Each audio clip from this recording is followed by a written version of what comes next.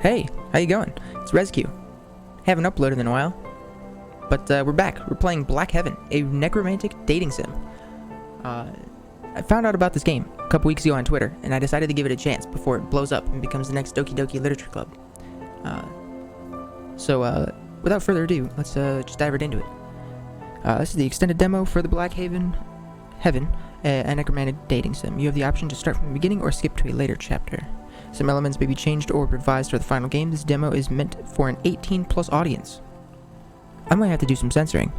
Oh boy. Please note this game is under development. This placeholder image is used for some backgrounds. Okay. I thought it was really cool that, oh, there's 5 chapters. Nice. I thought it was really cool. They have a, if you go to their Twitter page, which I will link down below, there is a quiz you can do, and it goes through, a couple of the different things. There's even like a little puzzle thing that, if you're feeling adventurous, you can do. And it shows you like all the different characters so far that we know about. So I'm just gonna go ahead and start from the beginning. 3 days. It's been 3 days since you arrived at the Library of Gizeron, and you can already feel your body dying, 1 inch at a time. Your fingertips have become dull and black, and you can't seem to get enough air into your lungs. Across your skin, isolated black spotches have emerged together, becoming a living tapestry of cancer. As you feverishly rifle through the shelves, searching the ancient spines for books on diseases, your mind begins to slip in and out of consciousness. Minutes and hours pass in a blur until finally you collapse against the shelves and roll onto your back. You look up at the cavernous roof of the library, hung with stalactites. Thousands of tiny fireflies float between the spikes of rock, casting dim light on the shelves below. This library used to be one of the ancient wonders of the subterranean land, known as the Sunless Kingdoms, but now it's just a moldy pile of paper. You've heard that they tried to steal the entrances to the underground against the sick when the plague began. It had given artificers enough time to craft the first filter masks, but it wasn't good enough. The plague still made it down here. Now the only ones left alive are people like you, resistant to disease, though not immune. Your mask has kept your body from breathing in more of the disease, but it can only help so much. Even worse than the cancerous plague spreading through your body, however, are the memories. There was a time when you were just beginning your tutelage as a scholar of immortality at the Itzon Academy. Everything was so bright, so promising. When you open your eyes again, you're sitting at a low table in a sunlit room. Scrolls hang from the walls, each one featuring illustrations from ancient manuscripts on immortality. A black pot of tea is sitting on the table. Across from you sits Rue. She's dressed the way you remember, down to the silver buttons on her collar, the uniform for instructors of the Itzon Academy. Rue shovels some papers around, her gaze refusing to meet yours. Slowly, the memory falls into place. This is the first time you met Rue after your entrance exam. This was your first day as an initiate at Itzon, the day you would meet your mentor and speak about your course of study. You had been so nervous to meet your new mentor. You had expected someone wise, older, and confident. Rue was none of those things. Uzo? Rue's voice jerks you out of your thoughts. How are you finding the academy? It's big. It's kind of confusing to find my way around, but I'm getting the hang of it. I see. Rue shifts in her seat. She shuffles around your documents as if buying time before saying something else. You remember what you thought all those years ago? She's too young to be an instructor here, much less your mentor. Still, they told you she would be the one tutoring you for your first year. What subject are you most interested in studying? You don't remember what you told her back then. What did you want to study? Oh boy, we get to pick now. I literally have no idea what any of this... Senescence? Let me do a quick Google search.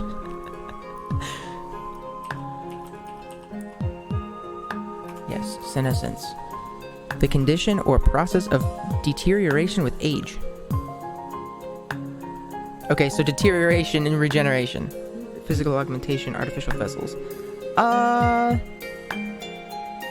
Let's go with the middle option. The study of senescence and regeneration is concerned with the art of crafting, creating, and regenerating one's flesh, as well as staving off its decay. Those who practice this art are remarkably resilient and can endure lethal injuries and diseases. Poggers! Try to remember the other areas of studies. This is what I studied at Itzon. Oh, okay, so I can go through and, I can pick one. The study of physical augmentation is the art of enhancing the mortal body. This can include bones, muscles, organs, and senses. Those who practice this art take pride in pushing the human body to its absolute limits. Let's go back. What is this? The study of artificial vessels deals with the art of creating golems from wood, metal, or other materials and attaching one's soul to them. Dude. Those who practice this art treat their golem bodies like works of art and strive for an existence beyond their flesh. I think that's pretty fucking cool. Although, I'm gonna go with this one. I'm gonna go with deterioration and regeneration. When you learned about the art of physiomancy as a teenager, you watched a master physiomancer rip her own arm off in a demonstration. Instead of grimacing in pain, the woman's face was serene, radiant.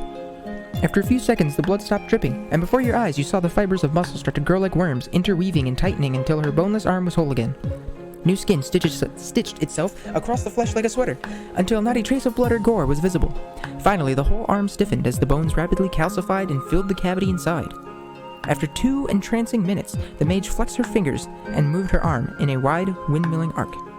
It was the most awesome display of magic you had ever seen. From that day on, you decided you would learn the art of bodily regeneration. You realize you've been lost in thought for a few seconds, and that Rue has been looking at you the whole time. Regeneration, he said smartly. Well, we have an excellent curricula for that. A servant arrives to pour both of you tea, and you're left in silence as they fill your cups. You sip your tea slowly, remembering how you wanted to make it last back then. Anything was better than continuing this extremely awkward conversation. When you set down your cup, you see Rue drop her eyes from you. She was clearly watching you sip your tea. Instead of speaking, she begins fiddling with a small piece of paper. You look out the window at the beautiful campus and reflect on your time there. You were nervous when you first stepped foot into Itzan.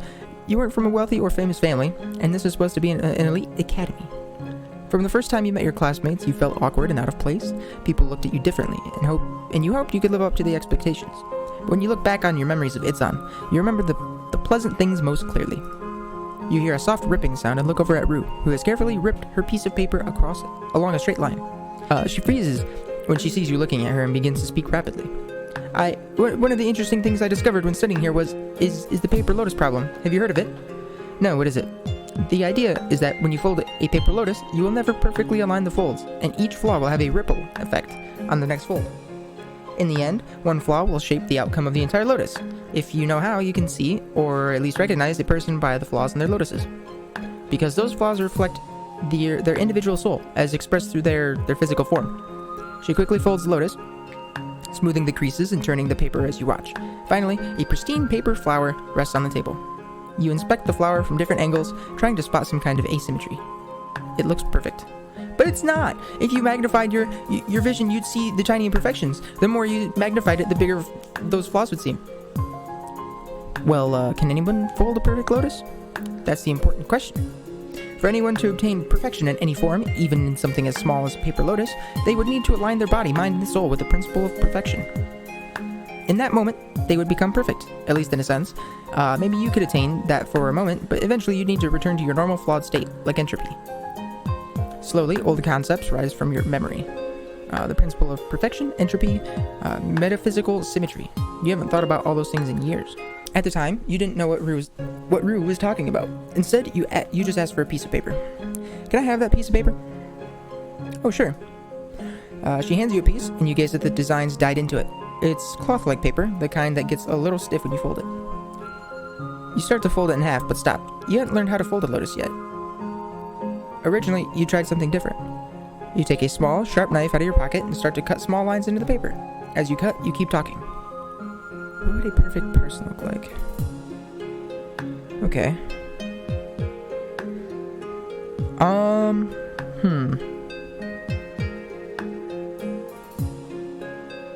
I'd go with that. I'd probably say that if I were in that situation. She frowns. There's nothing beautiful about flaws by nature. If they were beautiful, they wouldn't be flaws. I don't think that's right. They told instructors at my old academy that a perfect teacher is authoritative and professional. Those types of teachers always treat you like a student. If you came in here acting that way, I probably would have been intimidated. But instead, we're just sitting here talking like two normal people, and that makes me feel a lot more comfortable with you being my mentor. You look up and smile embarrassedly at Rue, who opens her mouth to speak. Instead, she breathes out a sigh of relief and smiles. I'm glad to hear that. I've never taken on students before, and this is not my usual... I'm not usually comfortable with teaching new people. Rue watches you slice the cuts into the paper. After a minute, she speaks again. If you're trying to cut along the fold lines to circumvent the problem with inexact creases, it doesn't work. You smile and don't say anything. Remember how the pattern of cuts went. When you finish, you unfold the paper and reveal an intricate little snowflake. Rue's eyebrows raise, and she holds out her hand. You give her the snowflake and watch her face light up with a smile. I never thought of cutting it like this. It's the same sort of ripple effect. One little cut affects the whole design, right? She looks up at you and nods. Yes, this is exactly what I was talking about. Can I keep it? Sure. Rue looks down at her paper lotus and picks it up with her fingertips. You can have this. You take the lotus in your palm and cradle it, looking at it from all angles again. No matter how hard you look, you can't see the flaws in it. It's so small, so delicate in your hand. It'll only take a tiny amount of force to crush it, but that makes you marvel at it even more. When you look up from the lotus, you find Rue looking back at you. She hurriedly looks down, embarrassed. After speaking with Rue, you had your first session of martial arts, which was required for initiates. You'd never done so much physical exercise as a scholar, so you were a bit nervous. Oh boy, here we go. Oh, this looks like the dojo from The Matrix. Poggers.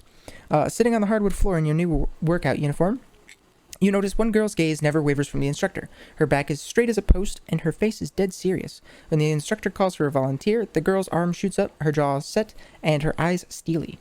The instructor points at her and motions for her to approach. Oh, there's no instructor. Okay. The human body contains hidden depths and subtle dimensions of power. For example, when I ask Initiate Ito here to attack me, he motions for the girl to to advance, and she rushes at him with surprising ferocity. She throws a punch, but in the blink of an eye, her feet leave the floor, and her whole body is launched over the instructor's shoulder as he grips her arm and throws her. Jesus Christ! What the fuck? Be gone, fuck! Why the hell would an instructor just throw their student? She lands hard, but she manages to get her legs under her and leap to her feet, apparently unfazed. You just got thrown across the fucking dojo, bro. What? How are you unfazed? The instructor nods to her, and the girl sits back down. When it comes time to pair for the first exercises, you swallow hard when the instructor pairs you with that same girl. Of course. Okay. Some trap. Awesome. The first exercise is meant to loosen the wrists and starts with both partners clasping each other's on forearms. One partner with their palms up, the other with their palms down. You watch Ito tighten the bandages on her arms and lay out her hands, palms up. Okay, we can see a little, blood or something. I guess she takes this thing really seriously. You gingerly grip her arms and her fingers wrap around yours, gentle but firm. You notice the skin above her bandages is covered in green, black, and blue splotches. Deep tissue bruises. That's what that is? Oh, skin above her bandages. When you raise your eyes to hers, she has that same dead serious look you saw before. Whoever has their hands on the bottom rotates their wrists. She lets go of your arm, moves her hand to the inside, then grips the top of your arm, forcing you to flip your arms over. And then you do the same. You mimic her movements, twisting your wrist, moving it to the inside of her arm, and wrapping your fingers around her arm. You watch her hands make the motion again, her fingers spreading out and closing like the wings of a bird. Don't look at your hands, look at me. Startled, you raise your eyes to hers again. She has deep blue eyes, and you can tell all of her focus is on you. When you get more experience, your hands will do this automatically. It becomes an instinct. You won't hesitate, you'll just do it naturally. I'm still a little bit confused, I don't even know, what even they described there. I don't know, I guess it's kind of hard to picture. Or maybe I'm just dumb. I'm probably just dumb. You gaze into her eyes, feeling your fingers move against her skin. You can feel your palms getting sweaty, but Ito doesn't seem to care. How long have you been a student here? 2 years. She says the words gravely, as if she were telling you how many years left she has to live. I have a stroke. How many years left she has to live? Wow, so what's your focus of study? Physical augmentation. Her eyes never leave yours, and it's starting to get to you. You've gone your whole life trying to avert your gaze from people's eyes out of respect or discomfort, but here, it seems like Ito doesn't even care that she's staring at you. What's that like? She spends an uncomfortable amount of time silent, her hands still rotating around your arms. It's strangely hypnotic. Have you ever treaded water? Yeah, I've treaded water. Here, they have you tread water with a heavy brick in your arms, so you can only kick with your feet. It forces you to just keep your head above water. When you get good at that, they give you another brick. With 2 bricks, the only thought in your head is trying not to drown. Your head spends most of the time below the water instead of above it. All you can do is break water, take a quick gulp of air, and then go back down. That's what augmentation training is like. Okay.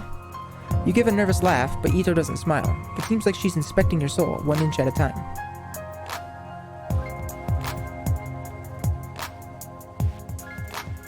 I mean, okay, so I'm gonna go with the first option. Do you have any tips? And here's why. She's like staring into our soul, quote unquote, and like we feel the player feels definitely uncomfortable. So I think we're just gonna do that. I think we're just gonna do that option.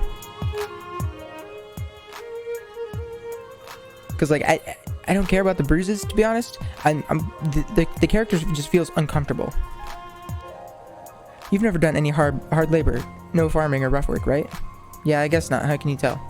You expect her to say I saw it in your eyes from how intently she's been staring at you. You imagine she's been piecing together your entire life story. Your hands are soft, except for your fingertips. Did you play an instrument? I did. Just a small violin when I was young. How many years? 3 years, I think. Ito keeps circling your wrists with her palms. You try to pay attention to the texture of her hands. The only things worth having need a lifelong commitment. That's my only advice. That's enough warming up.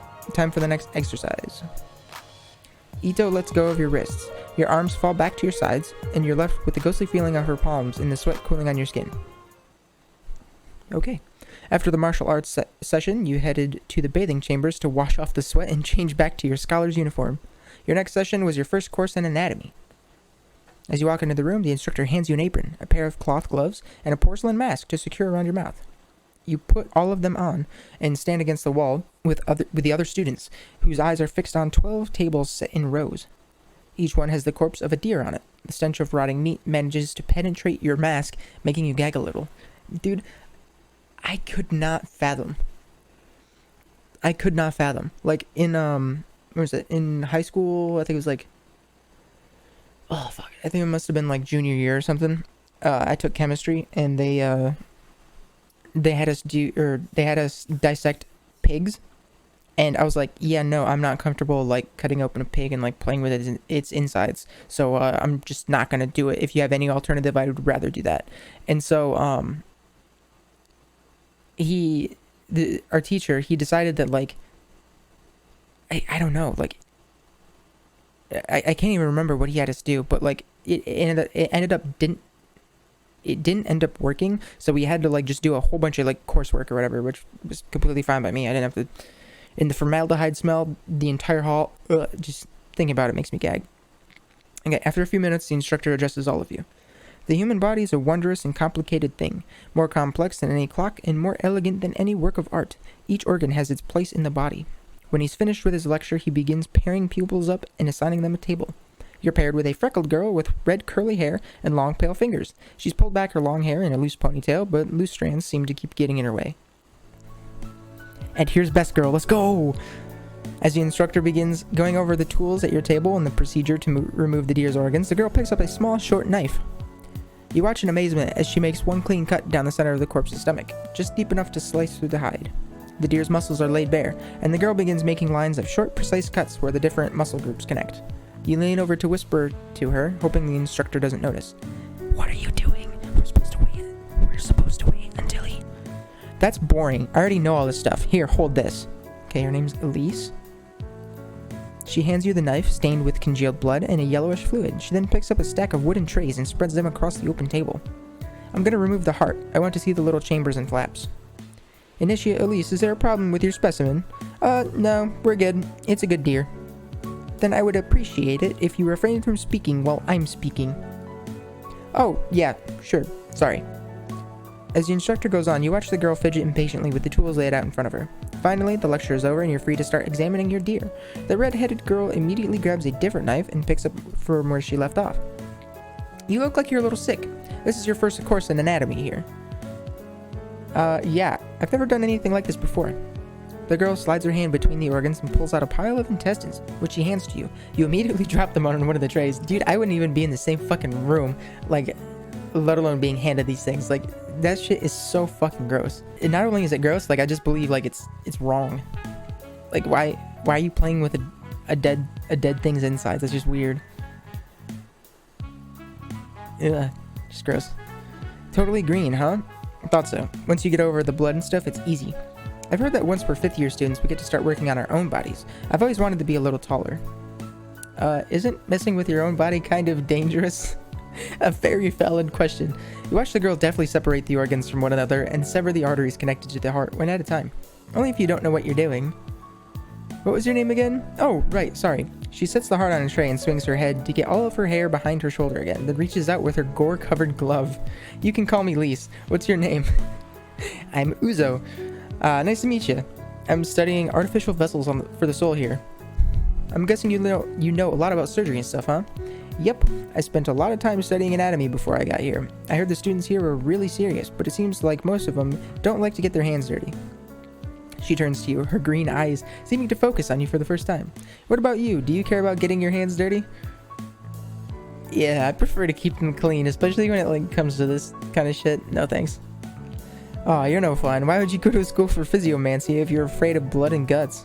I'm not afraid of it. I would just rather not stick my hands in chest cavities. It's messy, disgusting, and smells bad. Well, the same goes for sex, and everyone's obsessed with that. That comment takes you completely by surprise, leaving you standing there without a retort. I mean, fair. I would be dumbfounded. Lise begins slicing open the deer heart, carefully cutting along the contours of the muscles. Soon the whole organ is laid out like a peeled orange.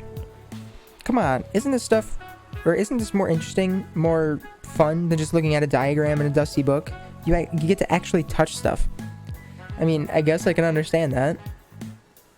Lise takes your gloved hand off the table and jams it against the deer's lungs. You pull it back and she laughs. Come on, book boy, life is disgusting, so don't worry so much about it. After 10 minutes, Lise finishes emptying the chest cavity of the deer. You look around at the rest of the students and find that some of them have barely progressed beyond separating the muscles with their knives. I wish they would have given us something interesting, like a cow. Deer are so simple. Cows have 4 stomachs and bezoars. Okay. Mid-recording Google. Again. What the hell's a bezoar? A bezoar? A bezoar is a solid mass of indigestible material that accumulates in your digestive tract, sometimes causing a blockage. Bezoars usually form in the stomach, sometimes in the small intestine, or rarely the large intestine. They can occur in children and adults. Wait. Oh, it's called a bezoar. Bezoar.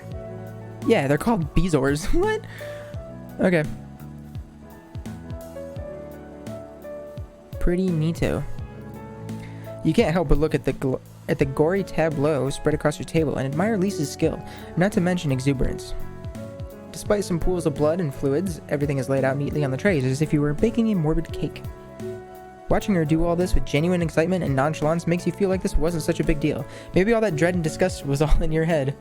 Yeah, okay, I suppose so. When you open your eyes, the smell of blood and meat still lingers in your nostrils. Overhead, you can see the fireflies floating between the stalactites of the Library of Gizeron. You can feel the hard stone floor beneath your back. You hear something wet move, and feel something sting in your chest. The smell of blood is stronger. Ah, you're awake. Unfortunate timing for both of us. Something looms over you. A person. They're wearing a smooth, shiny metal helmet that covers their whole head. It looks like it's been molded to fit their skull, and it has no eye holes. A complete set of human teeth has been built into the jaw of the helmet, giving a terrifying grin. You raise your head from the ground and look down at your chest.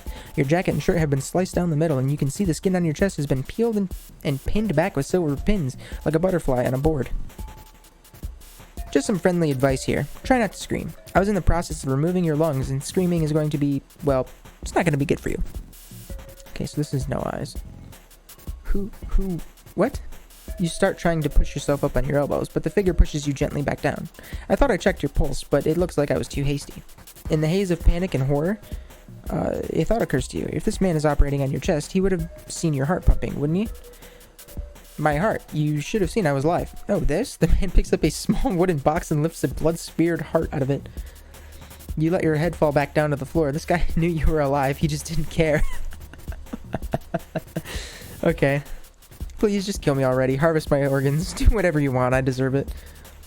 Well, you're taking this better than I could have hoped, but I feel compelled to ask, why do you want to die? I don't want to talk about it.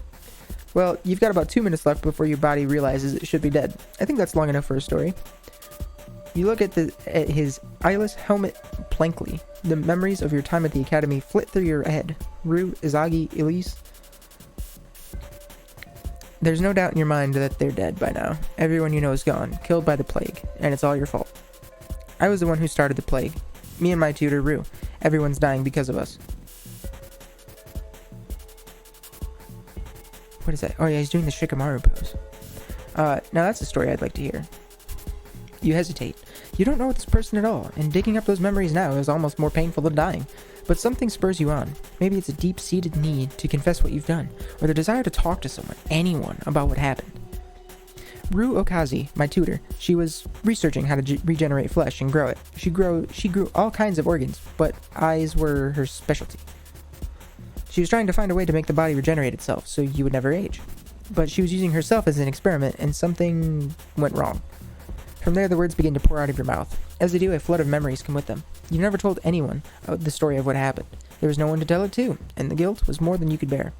But now that you started, you can't stop talking about the 6 students, the pyres, above all, the thousands of eyes. When you're done speaking, the man whistles inside his helmet. You know, I've ruined quite a few lives in my time, and most of them on purpose. But that's a drop in the bucket compared to you. You're an accomplice to genocide. Only a few people in history can say that. Mind if I shake your hand? Just to tell people I've done it. I fucking like this guy. He's funny. The man offers you his gloved, blood-stained hand. You look at his grinning helmet and get the feeling he's mocking you. You can call me No Eyes. It's a pleasure. You reach for his hand, but you're too weak to lift it high enough. No Eyes raises a finger, as if remembering. Ah, right. All your organs. Sit tight. I'll get you some new ones. My compliments. He reaches into his satchel and begins lifting out carefully wrapped packages stained with dark spots. You said you were a student at the Itsan Academy, right? The epicenter of the plague? Yeah. I was under the impression that they study 3 kinds of physiomancy there. Vessels, augmentation, and regeneration. Is that right? Yeah, they studied all 3. How did you know that? I thought about attending Itsan once back when I was thinking of where to study. Wait, you're a physiomancer? I started as one. It shouldn't be a surprise. I did open you up like a pumpkin and scoop out all your guts, and you're still talking to me. Ah, right.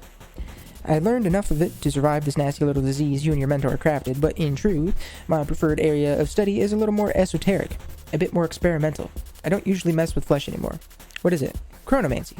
Oh, he's a time wizard! Poggers! He's a heckin' time wizard, dude! You think he can, like, throw us back in time and make us, like, relive the whole thing over again? Or not relive, but, like, save the world from the plague, or like stop it from happening?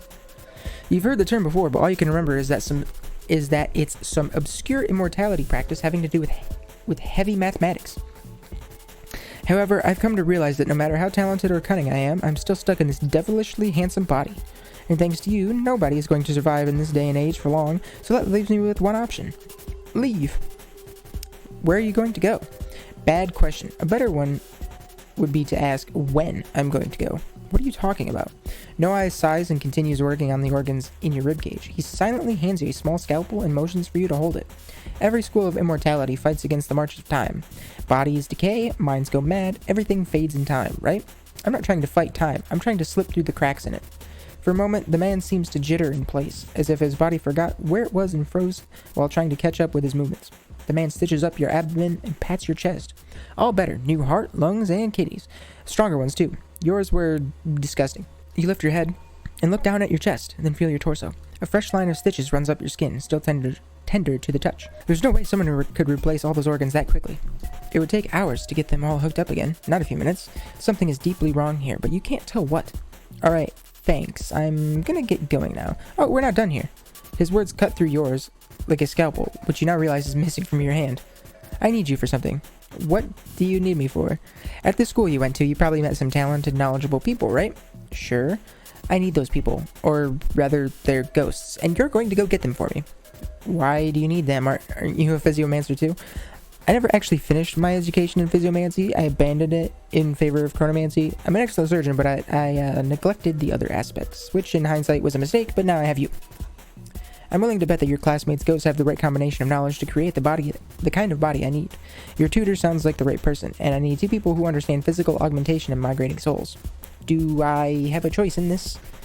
An interesting question. He leans down so his helmet is inches from your face. You feel something cold and hard on your neck and glance down to see his scalpel pressed against your skin. I mean, after all I've done for you, it would be rude to refuse, wouldn't it? And if there's one thing I can't abide, it's rudeness.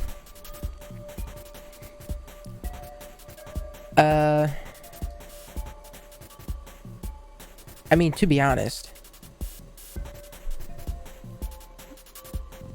God, both of these are like very combative statements. Fuck it, we'll go with that one. Go ahead, kill me. I don't care anymore. Like I said before, I'm tired of being alive. But if I had to gamble on it, I'm betting you won't. Why not? I've slit a lot of throats in my time, and I liked some of those people. You, I could take or leave. Then you're gonna have to find someone else to get your ghosts for you. And I bet you want those ghosts a lot more than I want to keep living. No Eye's helmet seems to stare at you for a few seconds, then you start to hear him laugh.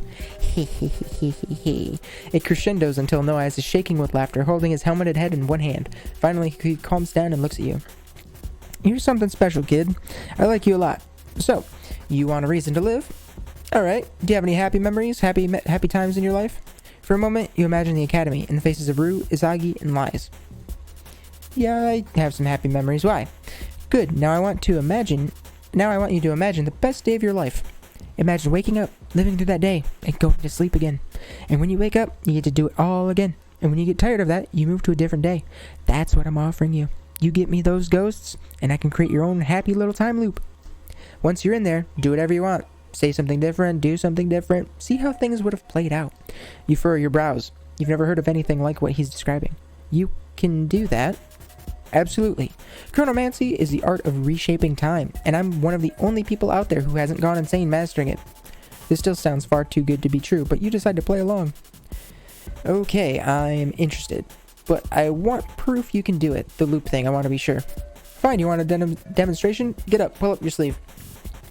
You get to your feet, grunting with pain from your stitches. You pull up your coat sleeve, and No Eyes grips your arm with both hands, then mutters a spell under his breath. As you watch, a black design begins to etch itself onto your skin. A circle, then 3 circles inside of it, then dozens more tiny circles filling in the blank spaces inside. This is a little different, but it'll prove I'm not lying to you about my abilities. As long as you have this enchantment on you, all you have to do is save the game and go about your business and completely break the fourth wall. At any point, you can decide you don't like how things played out and load a saved game. And you'll be back to where you were before. Go ahead, try it. Got it?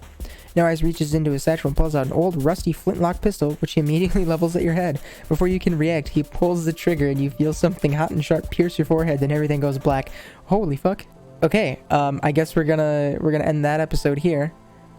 I guess it's the end of chapter 1. So if you like what you see, feel free to give the game a try. Just search up, actually, I'll have a link to their website down below. I'll have a link to their Twitter down below that I said in the beginning, and in the beginning, and